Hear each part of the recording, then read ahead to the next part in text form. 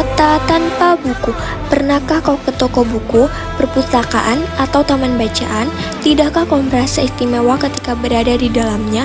Di sekelilingmu ada berbagai tokoh dari dunia nyata dan khayal, tempat yang pernah kau kunjungi dan yang belum, informasi dan cerita dari masa lalu, masa kini, dan masa depan. Semua berpadu, semua berada dalam genggammu. Saat berada di antara buku, tidakkah kau merasa menjadi ratu dan raja? Ruang dan waktu seolah menyatu tanpa batas. Kau bisa terbang melintas sekat negara dan melewati berbagai zaman. Kau bisa menyelam ke dalam samudra, melayang di angkasa dan bercanda dengan aneka satwa. Berkelana di tengah padatnya kota juga rimba raya. Kau tahu, buku adalah jendela dunia, pengetahuan, dan pintu wawasan.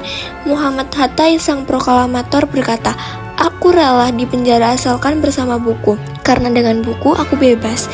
Melalui buku, manusia terbebas dari ketidaktahuan. Tempat-tempat yang dipenuhi buku adalah harapan berkembangnya pengetahuan dan wawasan. Apa jadinya jika kota tanpa buku? Pantaskah dia disebut kota? Di kota itu mungkin kabar datang dari sumber lain, dari koran, televisi, atau internet. Mungkin informasi dan cerita datang dari cerita nenek moyang, bagai dongeng-dongeng sebelum tidur. Irama warganya pun tiada beda, bangun pagi, bertebaran di muka bumi untuk berbagai keperluan, untuk kembali pulang siang atau sore harinya. Setelah itu mereka berangkat tidur dan memulai lagi hari berikutnya. Semuanya serupa. Di kota itu mungkin ada bangunan bernama perpustakaan.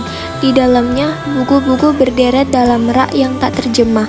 Tiada tangan meraih dan membuka halaman demi halaman dengan sukacita. Mungkin juga ada tumpukan buku di sudut-sudut sekolah yang sepi dan berdebu. Jarang dikunjungi, jarang dibaca. Buku-buku di sana teronggok tanpa nyawa. Bagaimana dengan kotamu?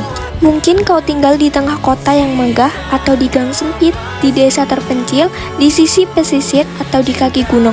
Adakah perpustakaan, taman bacaan, atau toko buku di dekat rumah? Jika ada, apakah tempat itu menjadi wadah perkumpulannya anak-anak dan warga, menjadi pusat perkembangannya wawasan dan pengetahuan, atau hanya menjadi pajangan? Maukah kau menjadi orang yang menghidupkannya? Kau bisa mengunjunginya dan mengajak teman-teman membaca dan berbagi cerita di sana. Jadikan tempat itu sumber kegembiraan dan pengetahuan. Jika tempat itu belum ada, maukah kau menjadi orang yang mulai menghadirkannya? Kau bisa memulainya dari sebuah sudut di teras rumahmu. Ajak teman-temanmu memulai langkah baru. Jangan biarkan waktu berlalu tanpa buku. Siapapun dirimu, bersahabatlah dengan buku. Dia akan menjadi teman setiamu sepanjang waktu.